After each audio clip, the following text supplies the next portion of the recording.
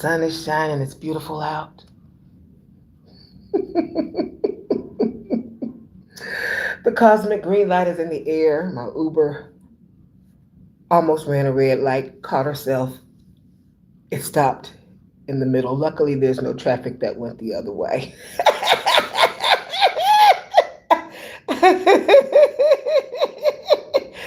Sweet African woman.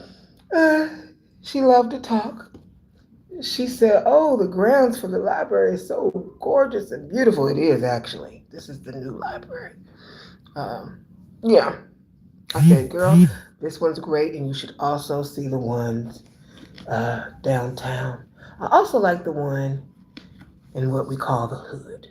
Um, I want to say it's in Brightwood. Beautiful, gorgeous library.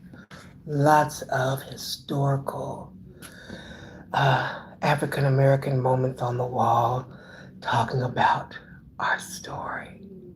Just absolutely phenomenal. I went over there once for a business meeting, and that was the first time that I went to the one in the hood.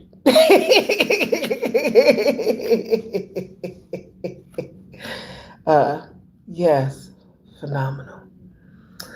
Uh, we're going to start with some breathing.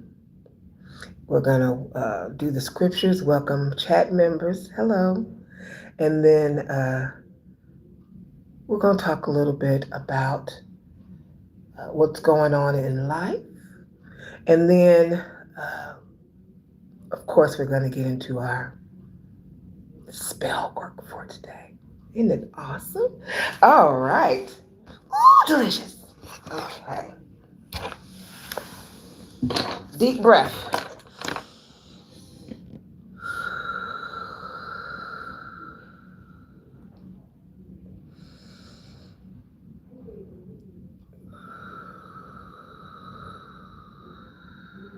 There's a lot of going on in the world. We're just going to take a moment and we're going to just exhale. Awesomeness. Okie dokie.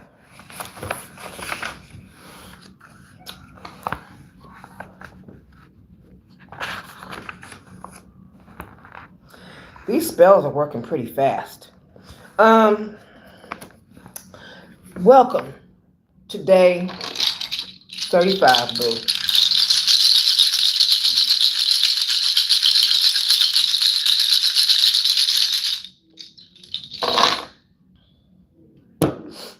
I can't believe it. We've only got 5 more days of this journey left together. This has been so scrumptious. Let's see here. But here we are, day 35. Genesis 39:2. God prospers you wherever you are. Joseph. But Adonai was with Joseph, so he became a successful man in the house of his master, the Egyptian. Tree of Life version. The Lord was with Joseph so that he prospered, and he lived in the house of his Egyptian master. New International Version. The Lord was with Joseph, including a covenant relationship, and he became a successful man, prospered. He lived in the house of his master, Potiphar the Egyptian. Expanded Bible.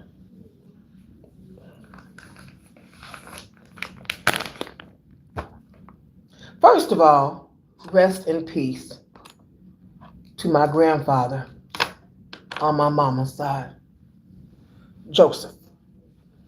My grandfather was a preacher.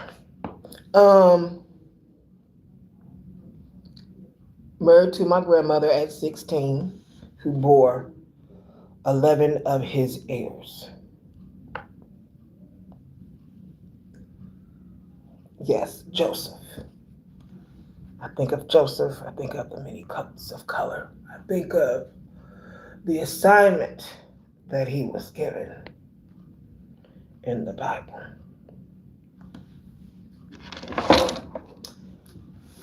And I think of my grandmother, may she rest in peace, O'Brady. who did not read or write. When Joseph passed, she signed her documents with an X. Thank you, Joseph, and thank you, O'Brady. All right. Speaking of reading and writing, the paperback for Cosmic Orgasms, Stardust to Sovereignty, is finalized and on its way. The 20th book in my literature, my collective literature.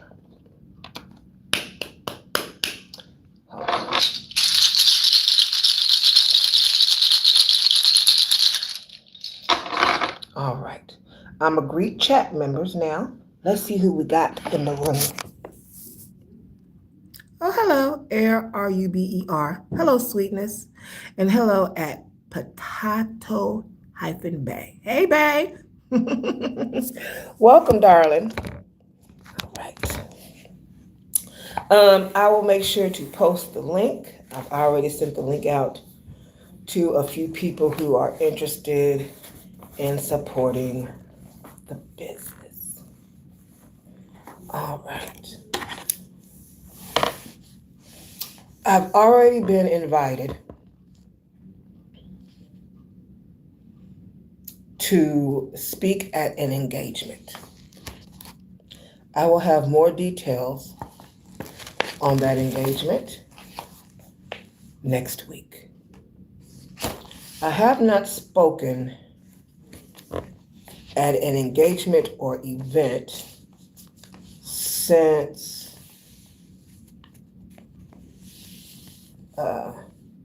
I performed February of last year for Katina over the She event here in Indianapolis.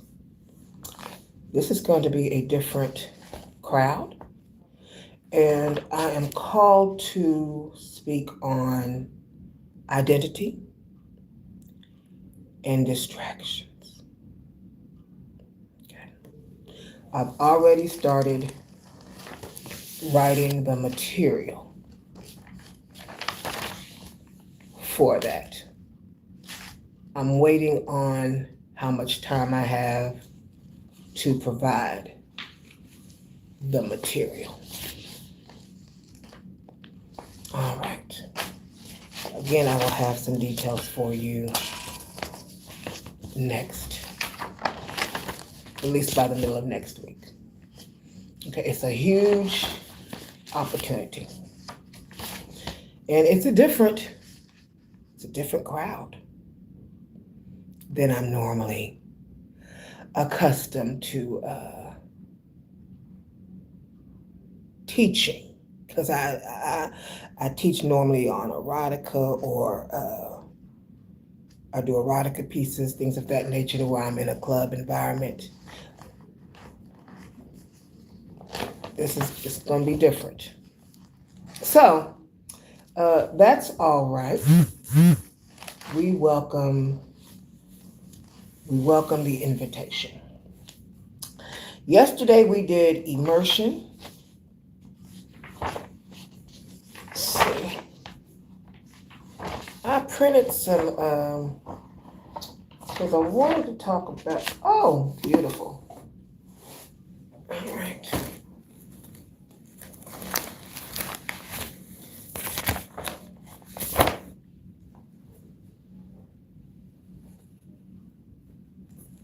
How's y'all summer been going? Have y'all gotten to get out and do any events, or you mainly been working? Of course, I've given you quite a bit of a homework assignment for the summer. So, yeah.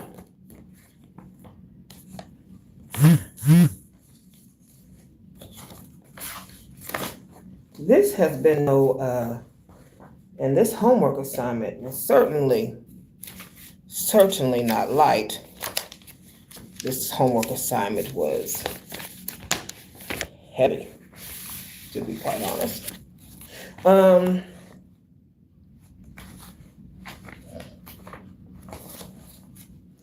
Heavy but worth.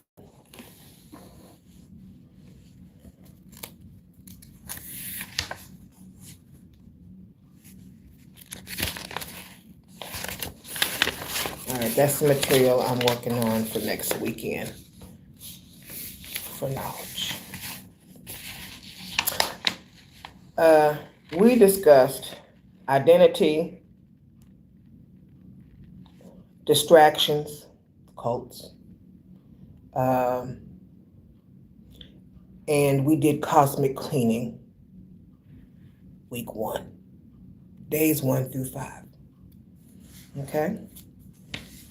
Day 1 and 2 focused mainly on identities and distractions, and days 3 to 5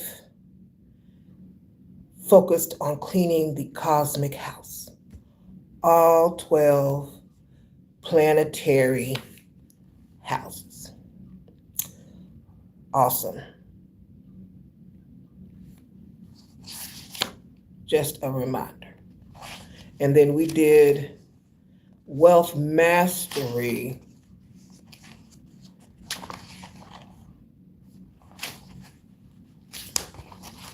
Was it last Friday? Let me see. We did wealth mastery with the houses and the decrees based off the galactic signature.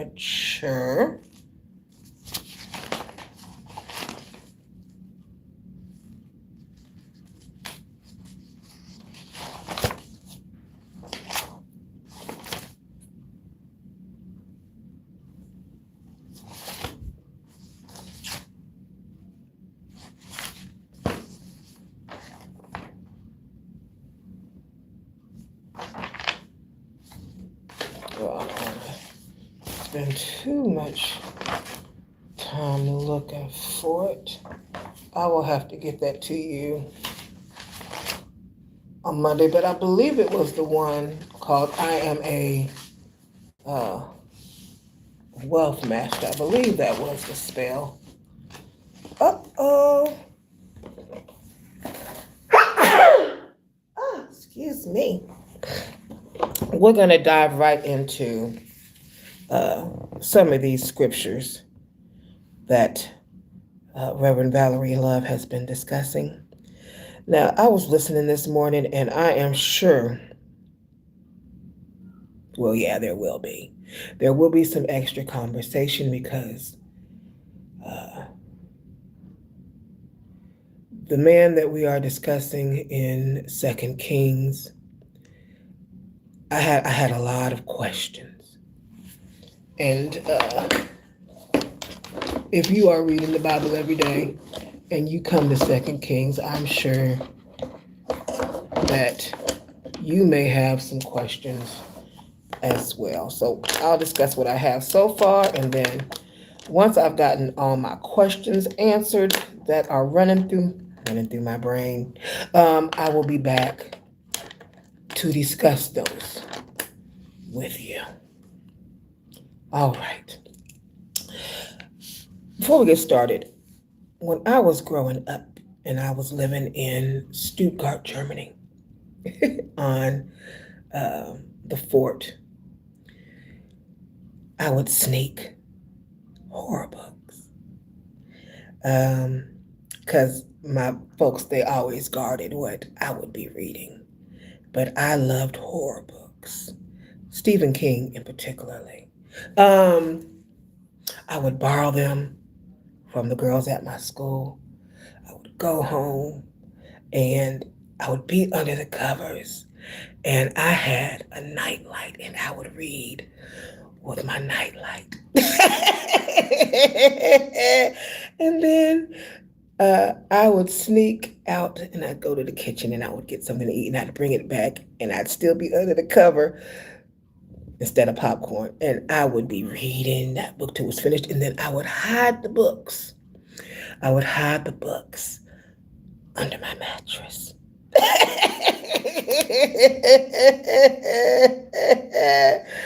My folks came in and cleaned my room one day and was like, we've got chicken bones, we've got books under mattresses.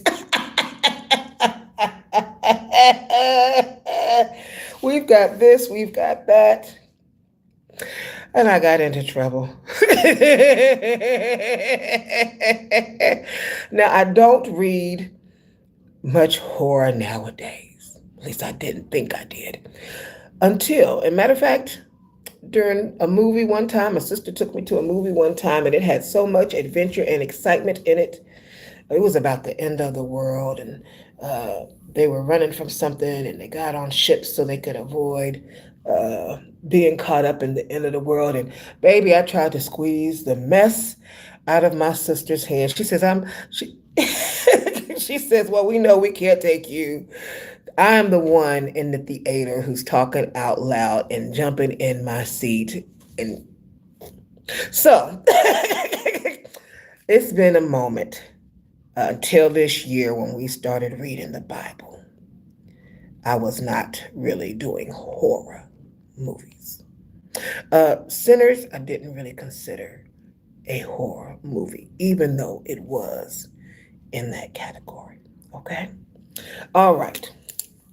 So let's talk about DNA coups and propaganda, the Deuteronomistic purge of 2 Kings 8 and 9. In her critical non-religious deconstruction of 2 Kings chapter 8 and 9, Reverend Valerie Love exposes the brutal reality of ancient political coups disguised as divine mandates. From the Syrian kings to the graphic execution of Queen Jezebel, Love argues the phase that God said has historically functioned as the ultimate weapon for political subjugation, warfare, and historical revisionism. Excuse me.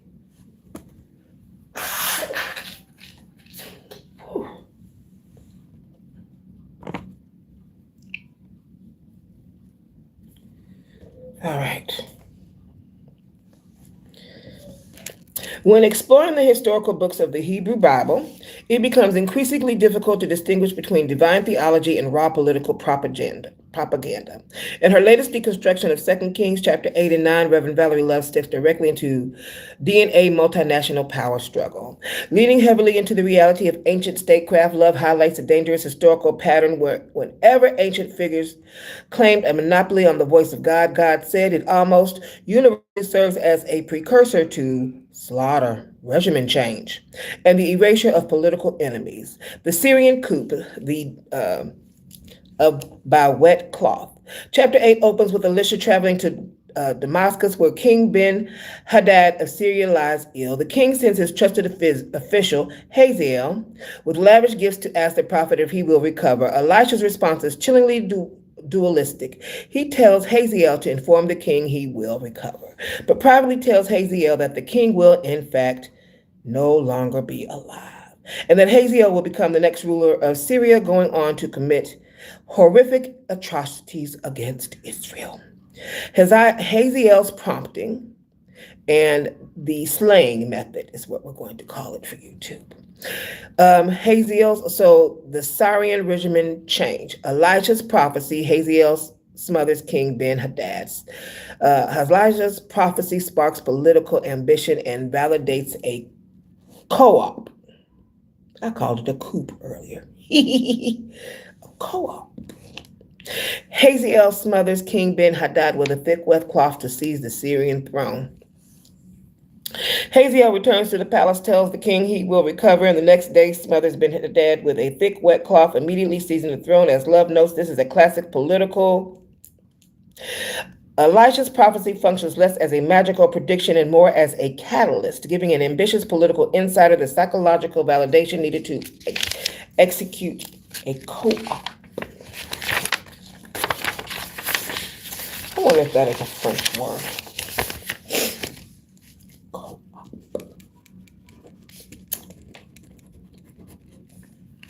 Etymology. Question mark. All right, Jehu. Oh, baby, Jehu is a bad mother of Oh, my goodness. The political volatility escalates dramatically into chapter 9. Elisha commands a young prophet to secretly travel to military camp, finds the commander, and anoint him the new king of Israel. The mandate given to Jehu is absolute and violent. He is ordered to he is ordered to completely exterminate the entire house of King Ahab to avenge blood the DNA of the prophets. Jehu wastes no time. Driven by the divine sanction, he mounts his chariot and instigates a sweeping DNA purge. King Joram of Israel is taken one through the heart with an arrow by Jehu himself. King Ahaziah of Judah is hunted down and mortally wounded. Excuse me.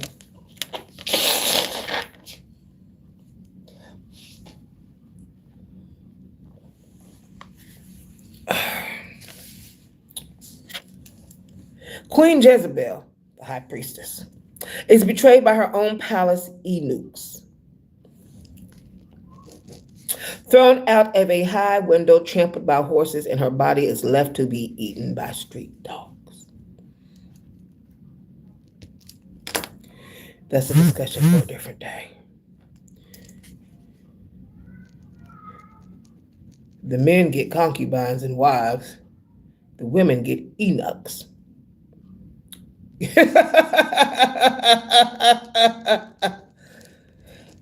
Wait.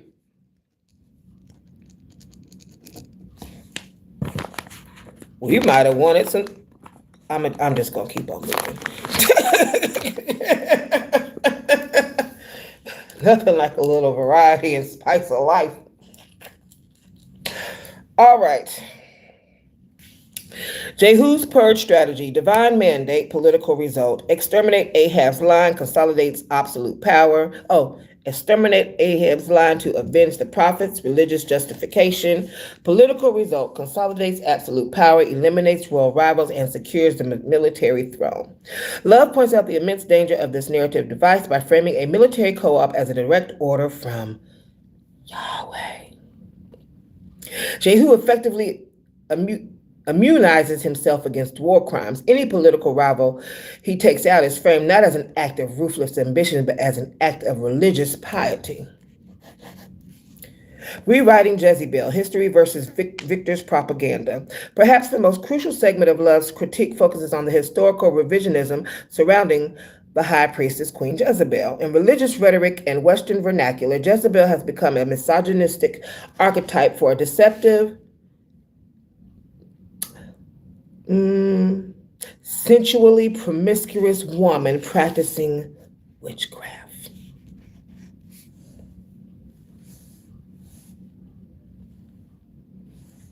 You don't say.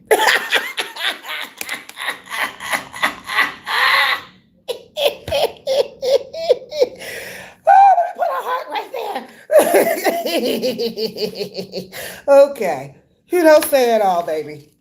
However, Love challenges readers to look at the text through the eyes of the secular historians. The narrative of 2 Kings was compiled by the Deuteronomistic writers, a group of elite Judean priests and scribes working centuries later to consolidate all political and religious powers around the singular worship of Yahweh in Jerusalem. The dual narrative of Jezebel.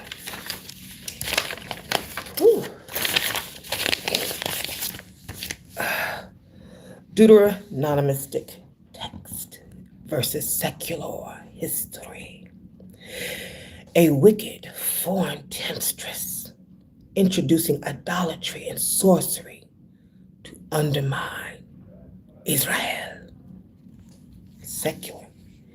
A powerful Phoenician princess maintaining her native cultural, religious, and diplomatic ties. Don't you just love wordplay? I love wordplay. Now, Jezebel was a foreign princess from Phoenicia, modern Lebanon. Her marriage to King Ahab was a standard, high, successful geopolitical alliance meant to secure trade routes and military defense between Israel and Phoenician coast. Naturally, she brought her native religious traditions, the worship of Baal and Asherah, with her. Baal and the strip pole, baby. Listen. I could have got along with Jezebel, baby. Yeah, we could have been good friends.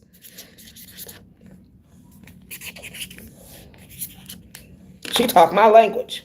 Okay, to the later Deuteronomistic writers, her fierce independent political power and polytheistic traditions made her an existential threat to their monotheistic centralization. By demonizing her as a witch and a whore, oh, two of my favorite words, her enemies successfully justified her brutal and systemically erased the polytheistic cultural tapestry of early Israel. Conclusion: the danger of the holy war narrative.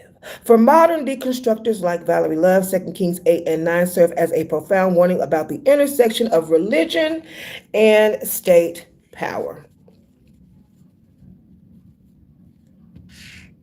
When stripped of its holy veneer, the text stands as a stark historical chronicle of ancient Near Eastern tribal warfare. It demonstrates how easily history can be rewritten by the victors or erased, as we currently see in 2026.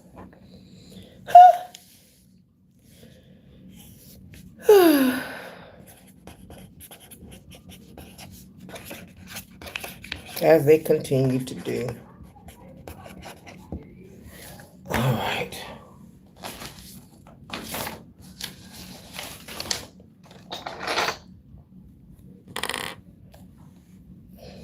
And how the terrifying phrase, God said, has been deployed across millennia to sanitize the absolutely worst impulses of human ambition. Amen.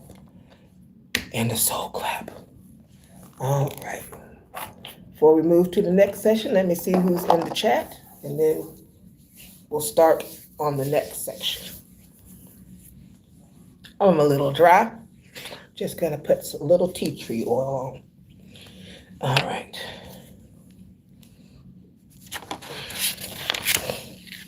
Those alcohol wipes I've been using. All right. Oh, Christelle Alisop, 6484. Hello, sugar. How are you, sweetness? Let's do some math. Okay. And we will talk actually more about the math later and connect it to numerology and the Kabbalah. Okay. But not during this session, because that was part of the questions I was going through in my mind when I was listening to Rev talk about this sector. And so I was typing stuff up, my questions up this evening. Sacred Math and State Propaganda, Deconstructing of 2 Kings 10. In her continued deconstruction series, Reverend Valerie Love sets her sights on 2 Kings 10, examining the horrific climax of Jerusalem, but as a chilling combination of ancient propaganda, sacred numerology, borrowed from pagan mythology, and state-sanctioned terrorism. Baby, this chapter is packed. Packed. Oh my goodness gracious, it's so packed. In the traditional religious paradigm, King Jehu is often painted as a flawed but zealous champion of God who successfully purged Israel of idolatry. However, when viewed through a critical secular lens, 2 Kings 10 transforms into a grim cause study of how ancient states weaponized terror and edited history to legalize a new regimen. In this installment of the Deconstructed Bible, Reverend Valerie Love strips the divine veneer off the text, exposing the deep mythic structures and glaring historical omissions hidden within this ancient literature. The geometry of myth, the hidden meaning of 70. Chapter 10 begins with a chilling mathematical exactness. Ahab has 70 sons living in Samaria. Jehu sends them letters to the city rulers, daring them to pick a champion and fight. Terrified, the guardians capitulate.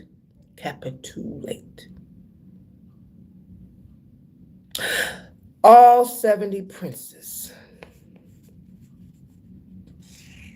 packed their heads into baskets and piled them into 2 gruesome mounds at the city gate. Say what? Really? Huh? Oh, that can't be in my Bible. No way.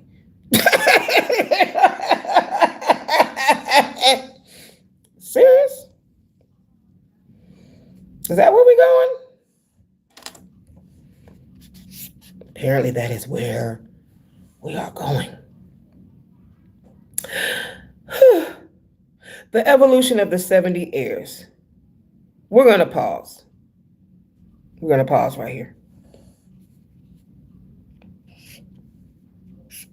This morning, and I'm only going to touch on this briefly, the guardians.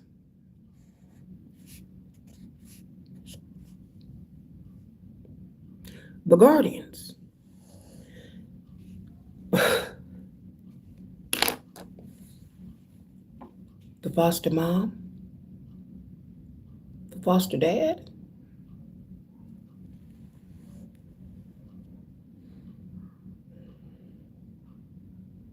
The guardians.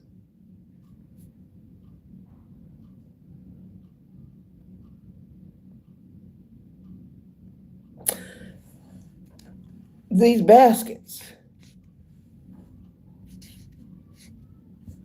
that raised these 70 princes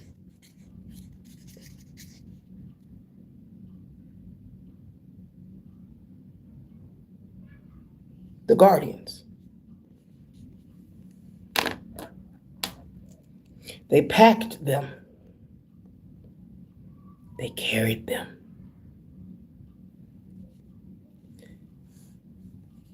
I have watched over you since birth,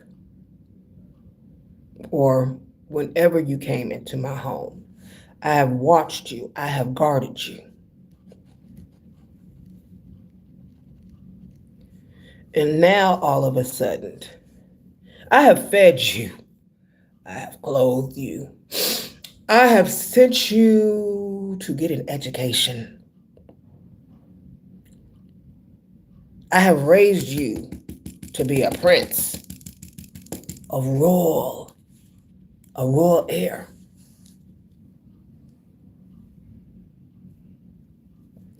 The guardian.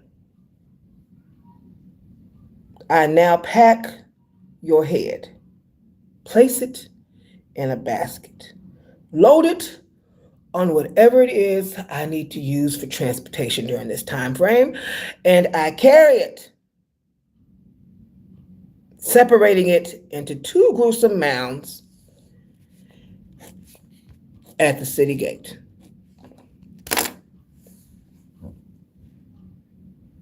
I wish that I would. Not any day.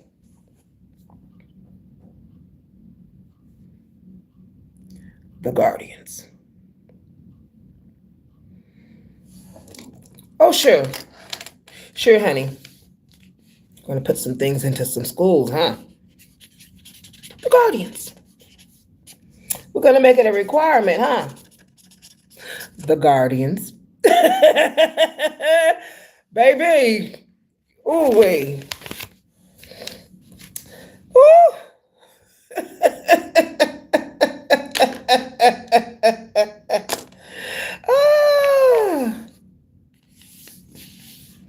I wanted, which books, baby, was the question.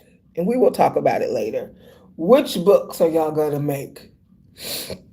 mandatory in school that don't have a whole lot of gore.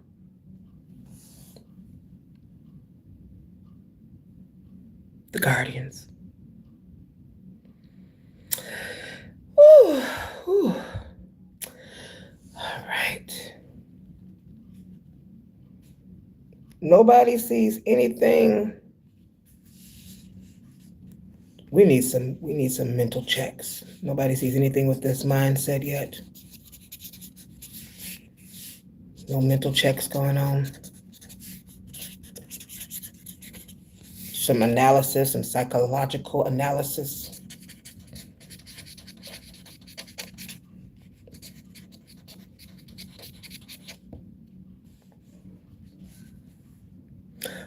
Where did you see God in there yet? Hold on, wait a minute. The Creator? Let me know. Where in there did you see it? Could you pinpoint it out for me?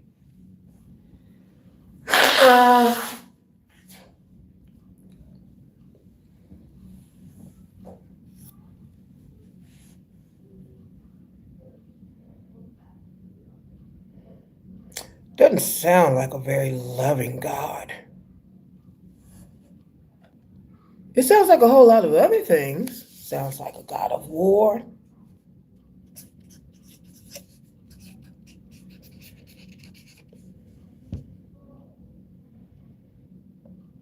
Certainly not a God of defense.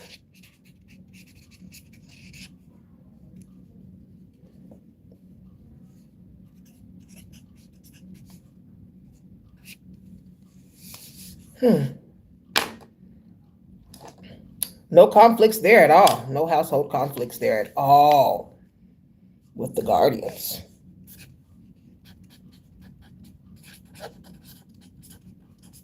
Not at all. Not one. It's all peace in the valley. Yeah, sure. The evolution of the 70 years. Canaanite mythology, you got it. Deuteronomistic scripture. The goddess of Eshua birthed 70 divine children to El, the blueprint of cosmic rule. Pause.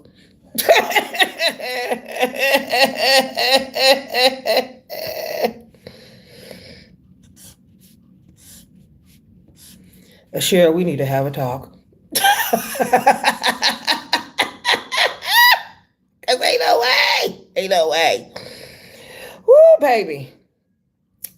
King Ahab fathers 70 royal sons who are systematically executed to signify a complete regimen change.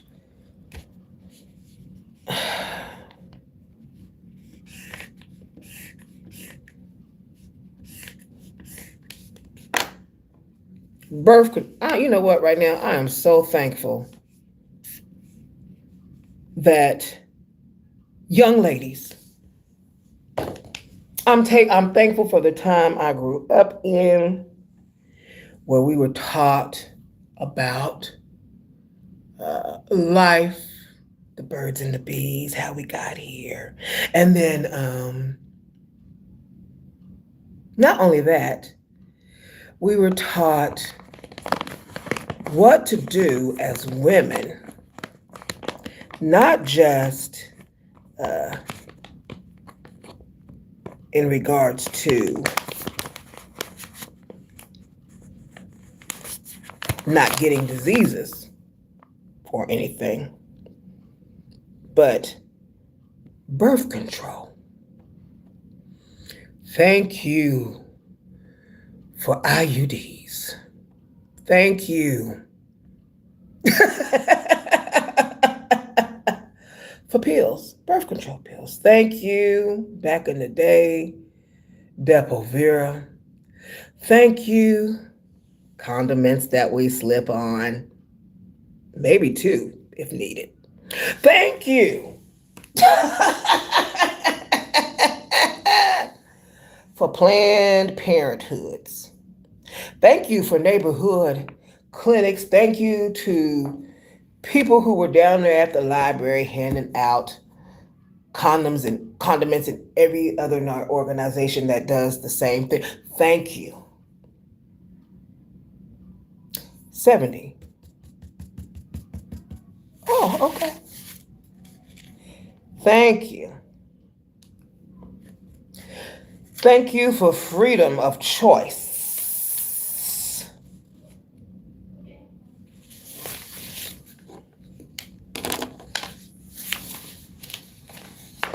Love marks this as a brilliant entry point into the comparative mythology. The number 70 appears constantly in Scripture. The 70 elders of Moses, the 70 nations tracing back to Noah, and the 70 descendants of Jacob.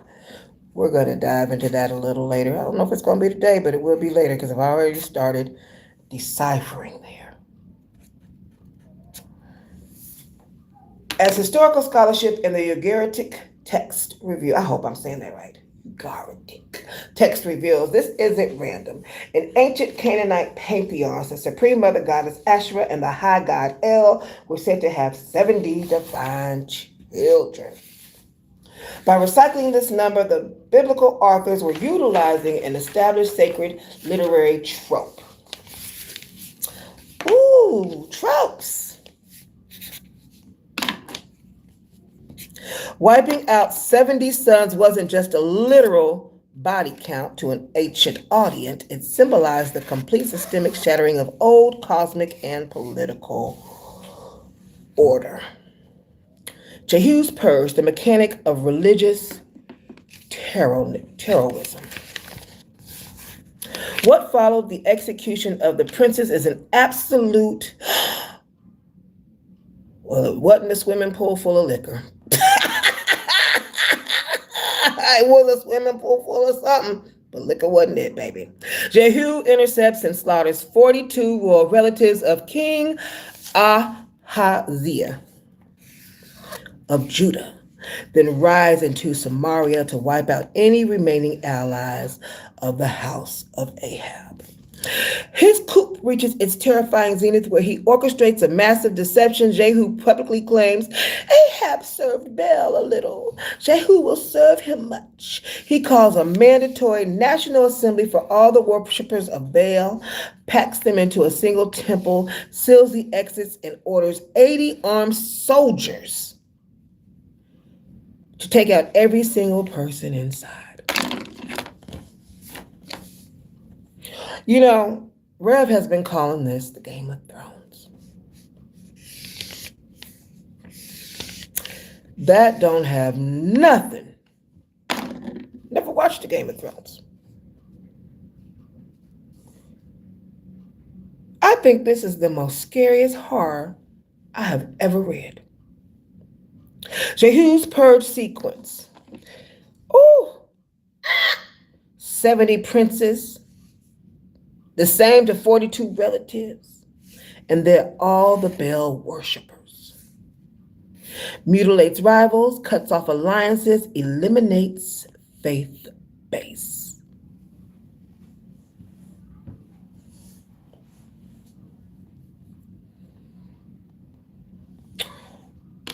You know what the question you need to be asking if you haven't asked it already.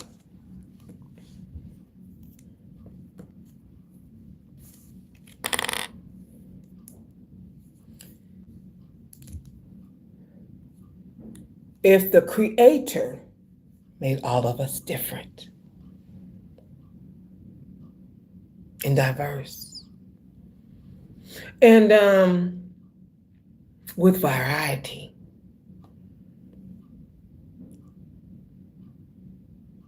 and put us in the same crayon box.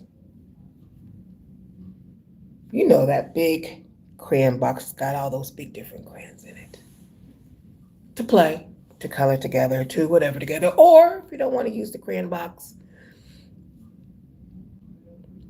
Y'all remember we used to go as children to the park and we would all play in the sandbox together.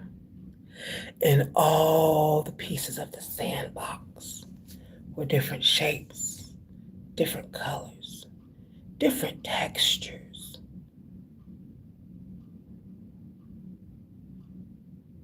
And so were the people. played in it. Free will. Why would one want to eliminate anyone else's faith base? Maybe that's the question we need to be asking. Maybe. Or why would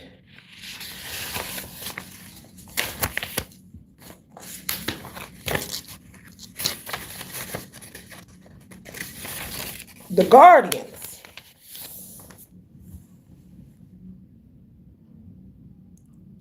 take out the princes instead of standing up for them?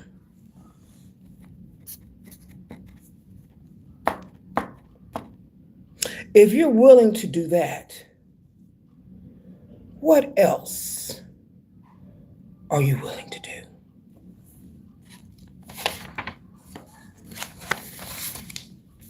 What are you willing to say?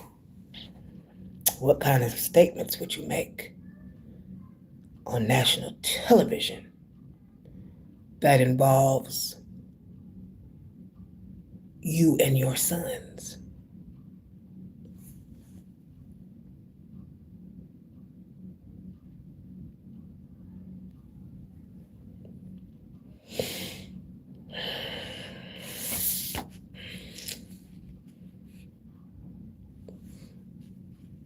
Why would you want to eliminate someone's faith base? It's just a simple question. Or is it?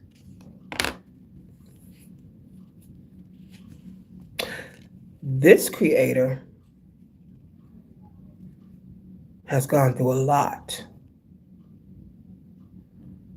to eliminate anybody else's faith base instead of playing in the sand together. The sandbox or the crayon box. To color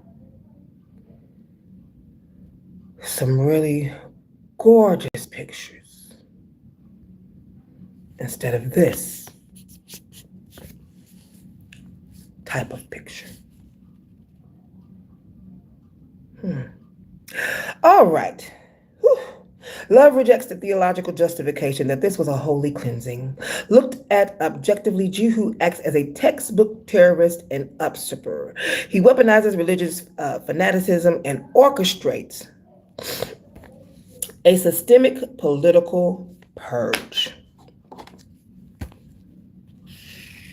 liquidating the entire rival political faction and their religious support base to ensure no one is left alive to challenge his stolen throne.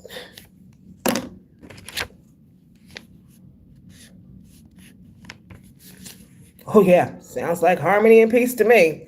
The archaeological omission, the black obelisk. The most damning aspect of Love's critique centers on what the Bible leaves out. The writers of 2 King paint Jehu as a fierce, independent, God-appointed conqueror, but the archaeology tells a completely different story. In 1846, archaeologists unearthed the black obelisk of Symbolism III, a 9th century BCE Assyrian black limestone monument, serving as the ancient equivalent of state-level social media. The obelisk, I hope I'm stating that correctly, features detailed reliefs celebrating the military triumphs of the Assyrian Empire. In one of the panels, there is a clear labeled depiction of King Jehu of Israel. Far from being a fierce, independent conqueror, Jehu is shown prostrate on the ground, literally groveling on his hands and knees in the dirt, paying heavy tribute, gold, silver, and lead to the pagan Assyrian Emperor Shalmaneser. I believe that's the correct way to say it. Shalmaneser III.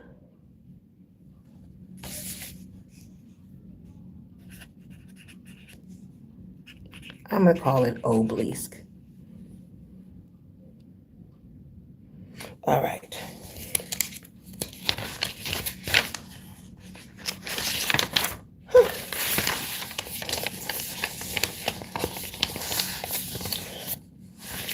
the silent script. The writers of the Bible completely erased this geopolitical humiliation from 2 Kings, admitting that Yahweh's anointed champion was a submissive vassal to a foreign pagan king, ruined their narrative of divine protection.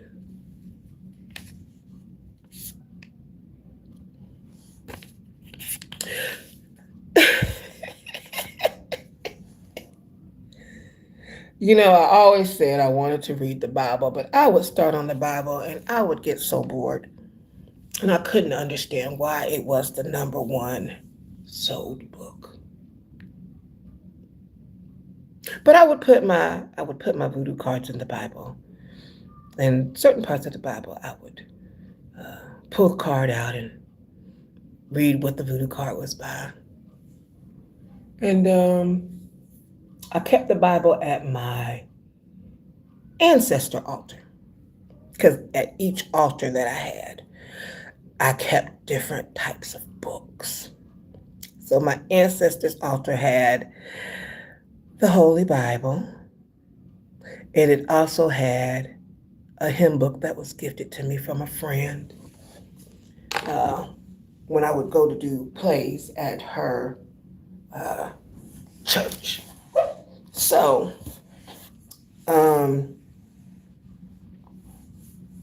I'd have a picture of Grandpa Joseph at my altar, and Grandmama O'Brady at my altar, and Grandma Lucille at my altar.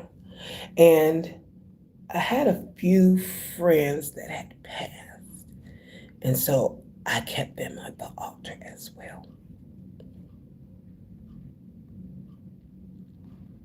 I also kept at my altar a book called 50 Cents and a Dream.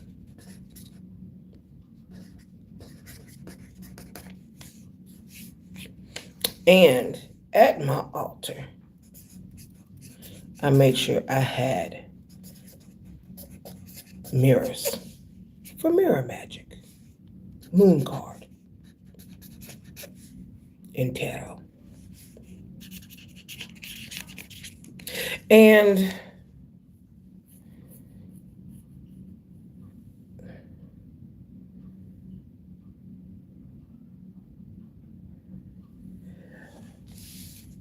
the only reason I wanted to read it was for the knowledge in it.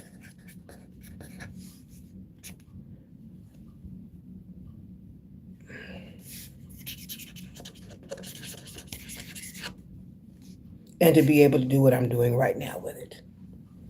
Decipher.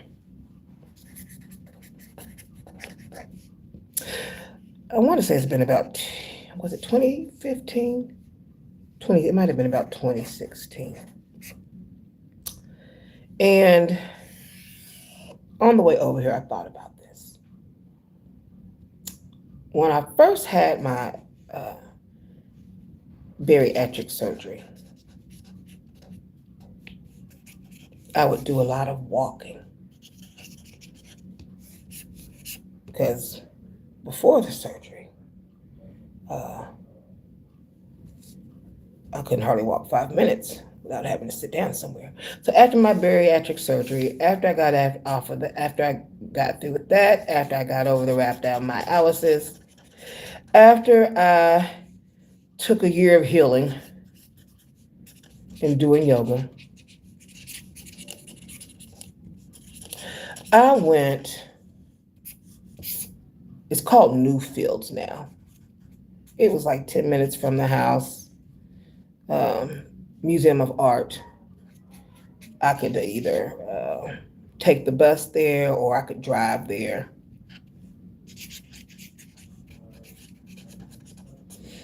And I would love to walk around the grounds or visit the museum there. Well, I got so caught up in walking one day, I got lost. And I got lost in the woods. Imagine that. And I ended up, I want to say,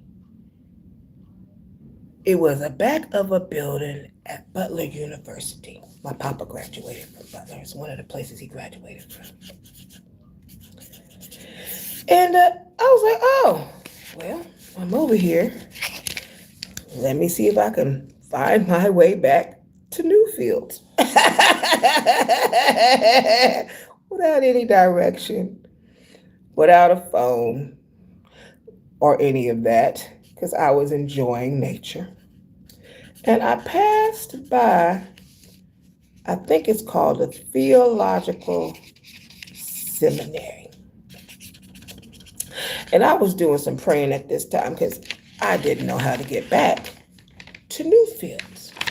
Well, when I got over there, I came upon a stick,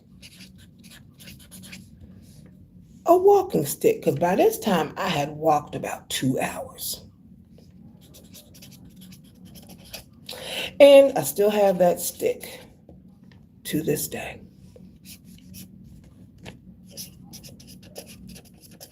We're going to call it a wand. A wand. Because witches have wands. I looked at the stick, I said, this is exactly what I need because I'm a little tired because I've been walking for about 2 hours now. So I keep the stick in the garage. And I said, I'm going to call this my Moses stick. Moses, I didn't realize it at that time, was doing all type, because he was raised with the kings and the queens, was doing all kind of Egyptian magic.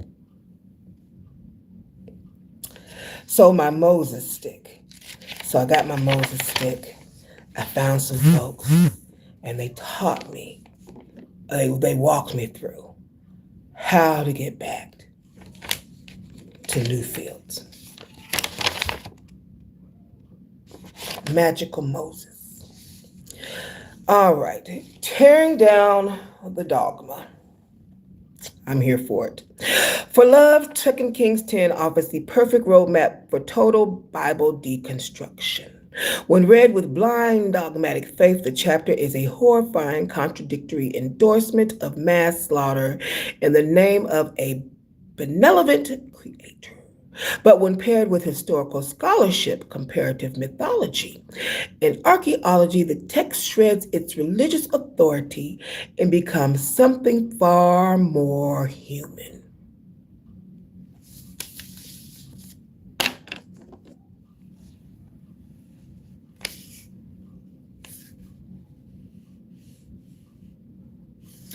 A brilliant, gritty work of political survival literature that exposes exactly how ancient kings used DNA, sacred symbols, and creative history writing to cement their grip on power.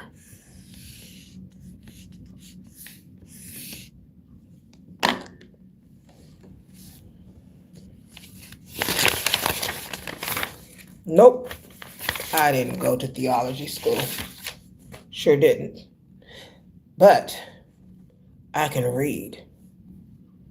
I can certainly decipher. And as a witch, I love seeing witchcraft and identifying it. Great spell work. I will give you your props on that. We're going to get into our spell for Friday. Baby, the spell work was working. Woo! When I had because I mainly study voodoo, got a whole hex. And this is what reminds me. Valerie has been using her ankh here lately with her microphone when she's doing her live.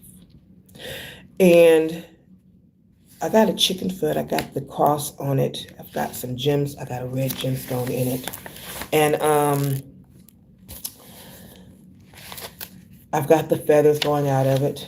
Part of the voodoo tradition. Hoodoo. Using that when practicing magic as a protection when you are doing spells or spell work. And I said, that's nice. And I ordered me an Ankh when I first started. And I would put the Ankh in my crystal ball when I was doing my magic and my praying and everything. And then I also had one separately on the back of the chicken fingers. Them chicken fingers are scratching right now. Yeah. Okay. And that is when I first started reading things like hieroglyphics and things of that nature.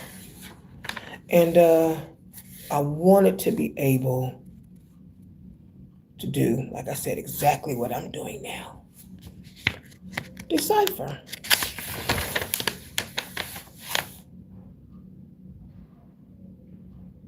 Let's go.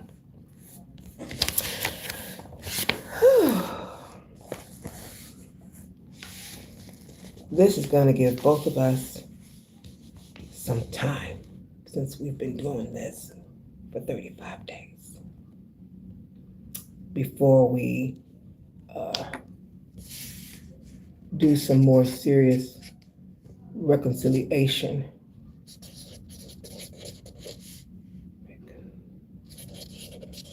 For our next project.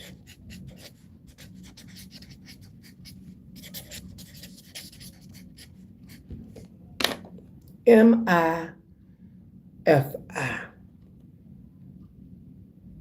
Notes on this spell. This very powerful hypnotic process came to me in the beginning stages of building my network marketing empire. It quantum leaped that business into momentum. Step 1, choose to take a quantum leap. Jump! For my love, jump in. That's where we're reading from. We're going to do some leaping. Ooh, baby, we're gonna hopscotch some planets, some orbits, some timelines. Ooh, this is delicious. Some dimensions. Oh, my feet just curled. We're going to, let me see here. We're going to quantum leap. We're going to meet our doppelgangers. Ooh, what else? Oh,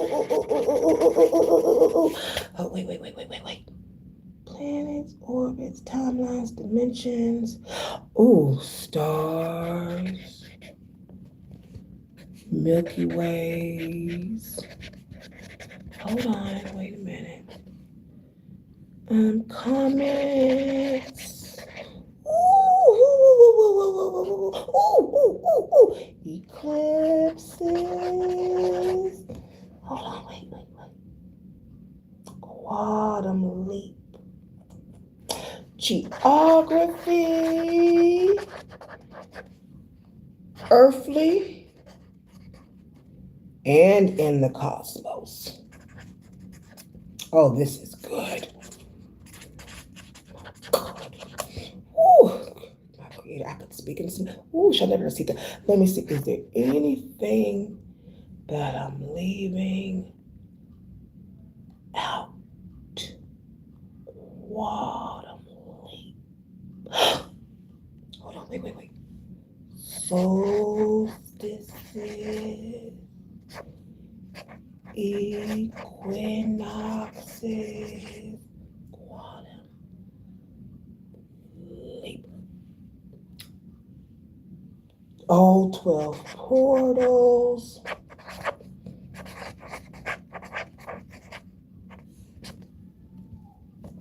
Whoo, child. Ooh, this sounds really adventurous.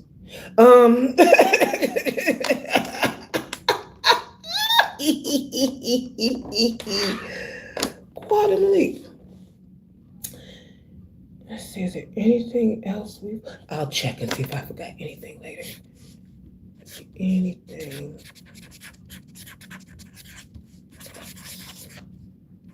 Vortexes.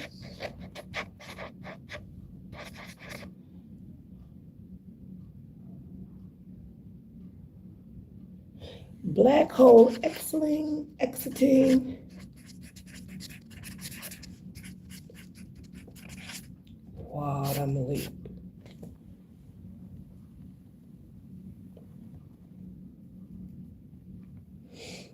Is there anything cosmic left out as well? Cosmic.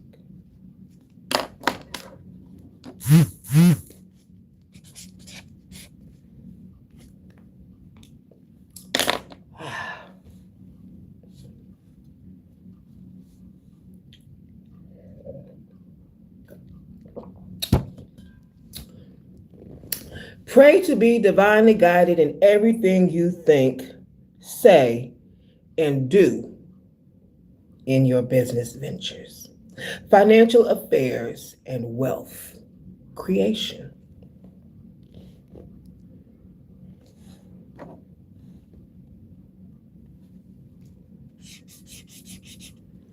Everything you think, say, and do in your business ventures, financial affairs, and wealth, divinely guided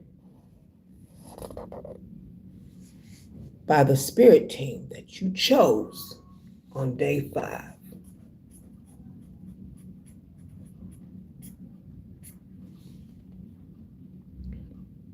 All right. Step 3, MIFI stands for Massive, Intense, Focused, Inspired Action. Ooh. Massive, intense, focused, inspired action. Massive, intense, focused, inspired action.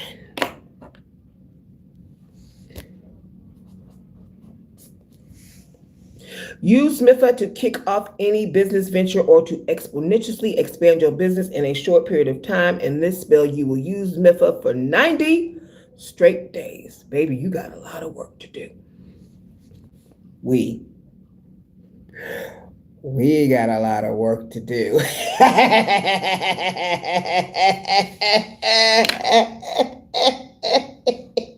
And if you want to, I got the green light. And if you want to, I got the green light. All right.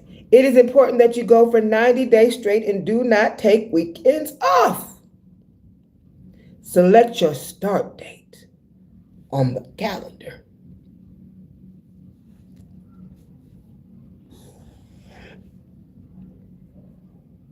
Step 4, select an action step you will take every day. Every day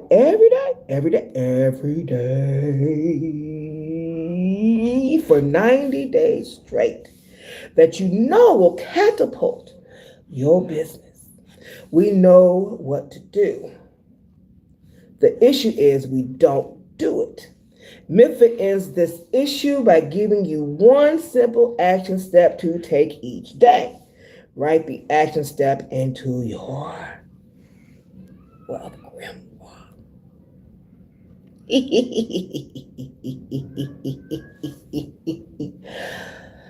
Woo. Well, I'll tell you what.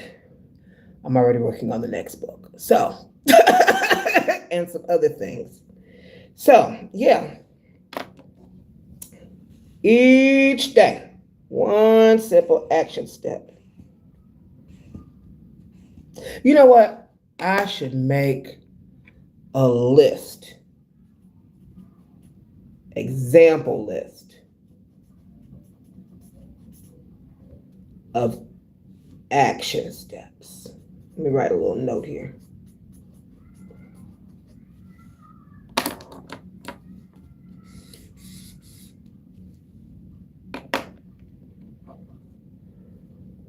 Step 5, get an accountability partner whom you will connect with once per week during the 90 days to simply answer one question. Did you take your one action step every day? You know, I haven't had an accountability partner in a very long time. Because what I do now is habit. Wasn't habit at first. And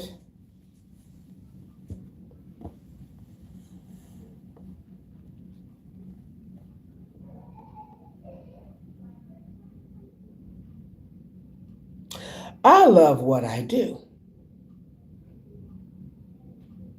I love uh, I love reading about the different religions. I love studying African traditional religions. I love reading. I love studying magic. I don't need to be asked to do it because I love doing it. I love reading. I love researching. I love writing. I love studying.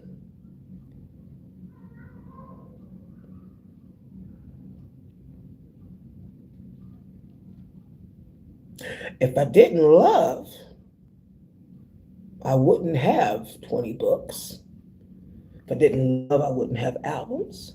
If I didn't love, I wouldn't have journals. If I didn't love, I wouldn't have started poetry groups. I wouldn't have gotten books published by J.L. King and endorsed if I did not love what I did or what I do or what I have accomplished. So, if you are new to, I guess we should talk mindset.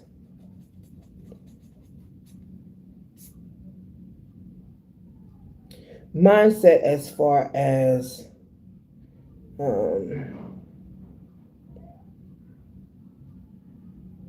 making the choice. This is a choice. How do you want to wake up in the morning?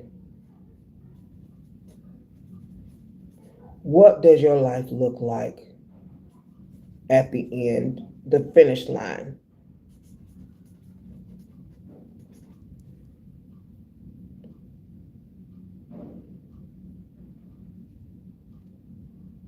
If fully supported, when fully supported by what you love.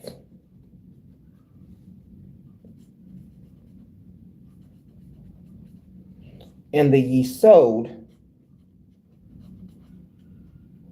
is the vehicle for how you support that love. Ye sowed, Y-E-S-O-D.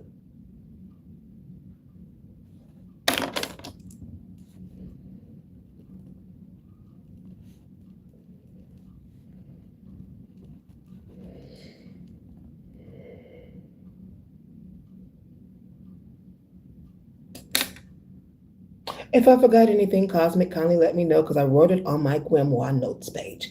All right. This has been absolutely scrumptious. I am so proud of you. I'm proud of us. Proud of us. Yes, baby. Whew. All right.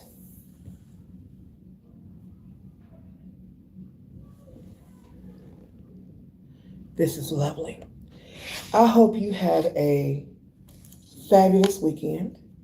I've got to do some things with the book. When I have done what I need to with the book, I will update my cosmic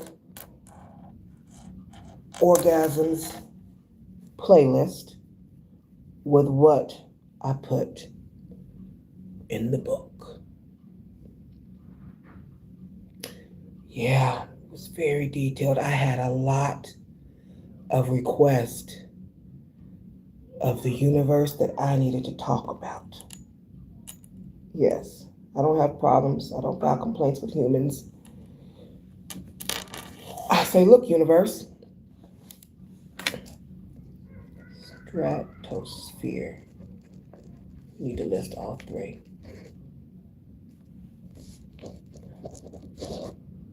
Okay. And this is what's going on. Yeah. Let's put it out there. Now, I will say that in regards to when I talked to Brother Carlos, God King Life, he says, well, you can't copyright the music if you use AI. That's fine. I can copyright these words, though.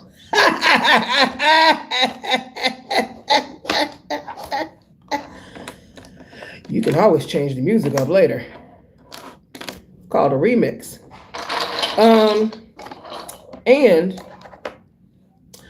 it gives an idea if I decide to do, I guess I should say when I decide to do a program like maybe like Kickstarter or something for the people who I want to possibly support, for them to kind of hear what kind of project I'm putting together and support it if they like. Yeah. Okie dokie. Scrumptious, thank you. I appreciate you spending your time with me for these past 35 days. And I'm hoping for I see you, not hoping, I see you quantum leaping.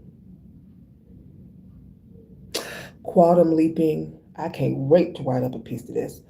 Quantum leaping across all the planets, all orbits, all timelines, all dimensions, talking to your doppelganger across all stars, Milky Ways, comets, eclipses, geography here on Earth and in the cosmos, quantum leaping on during solstices, during equinoxes, during all 12 portals of the calendar year, Gregorian and Mayan calendar, all vortexes,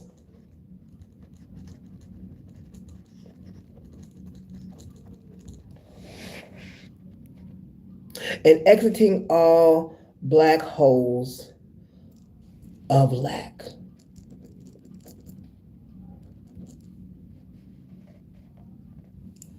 Into the cosmic divine escalation of your business.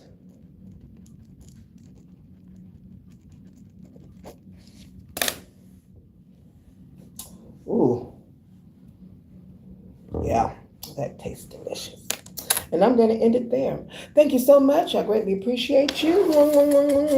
Have a fabulous weekend, and I will meet you back on Monday, same time. Toodles.